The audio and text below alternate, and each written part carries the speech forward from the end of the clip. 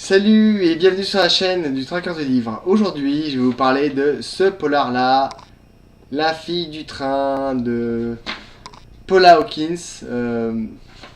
Je crois que le film, j'ai déjà vu le teasing sur Facebook, vendu à, je crois, 10 millions d'exemplaires, donc vous êtes quand même très nombreux à l'avoir lu. Alors, pareil, je l'ai posté sur Facebook dès que je l'ai fini. Et assez vite, j'ai eu des retours très contrastés. Certains qui ont aimé, d'autres qui n'ont pas aimé, surtout parce que voilà, l'héroïne principale, elle est quand même pas forcément facile à aimer. C'est quand même voilà, elle est une alcoolique, c'est une barrique. Hein, elle boit, elle boit, elle boit, elle boit, mais elle boit pour oublier. Mais au fur et à mesure de la lecture, quand voilà, on prend peut-être on a la volonté de poursuivre la lecture, on découvre quand même pas mal de choses.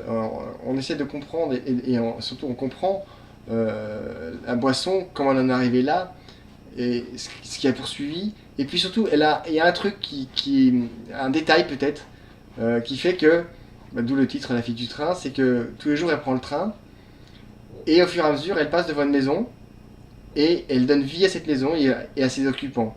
Ce couple, elle leur donne un nom, elle leur donne des noms, un travail, une vie qu'elle n'aurait pas, une vie qu'elle aurait aimé avoir peut-être. Et au fur et à mesure, elle développe une espèce de tendresse envers ces deux habitants. Et un jour, elle voit la femme avec un homme qui n'est pas son mari, elle le voit l'embrasser, et là c'est un vrai choc. Quelques jours plus tard, elle voit une photo de cette femme qui a disparu. Et là, il se passe quelque chose dans sa tête. Et elle décide d'enquêter. Sauf que enquêter quand on est alcoolique, c'est compliqué. Quand on est une vraie alcoolique, c'est très très compliqué.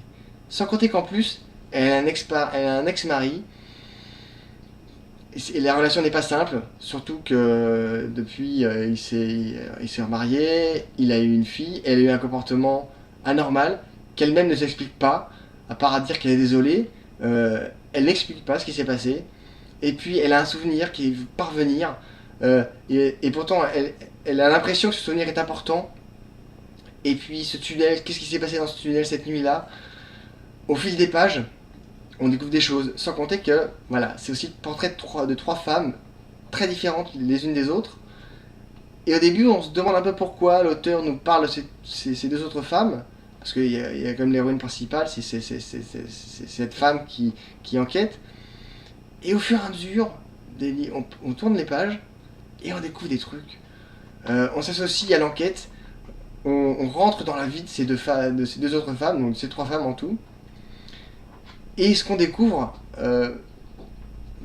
voilà, moi ça m'a interloqué, ça m'a forcé à tourner les pages, ça m'a forcé à aller de l'avant.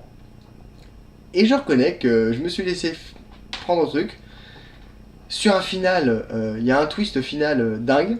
Donc c'est déjà bien écrit, bien structuré, une histoire très bien ficelée, une fin réussie, mission réussie. Voilà, l'auteur a réussi à trouver le truc qui fait que son polar tient la route du début à la fin. Et ça donne un livre qui est bon, qui est une réussite. Alors, oui, forcément, de toute façon, il y a tellement de livres, tellement de polars différents, il y aura toujours quelqu'un, ou il y aura toujours des personnes qui n'auront pas aimé. Moi, le premier, il m'arrive de ne pas aimer certains livres, ou de moins aimer certains livres. Mais, voilà, moi, celui-là, je l'ai bien aimé, je le trouve réussi. Donc, lisez-le, on pourra en parler, commenter, liker, partager, parlez-en autour de vous, abonnez-vous. Moi je repars en track, j'ai plein d'autres livres à lire, plein d'autres livres à vous faire découvrir. Donc à bientôt, et puis au revoir.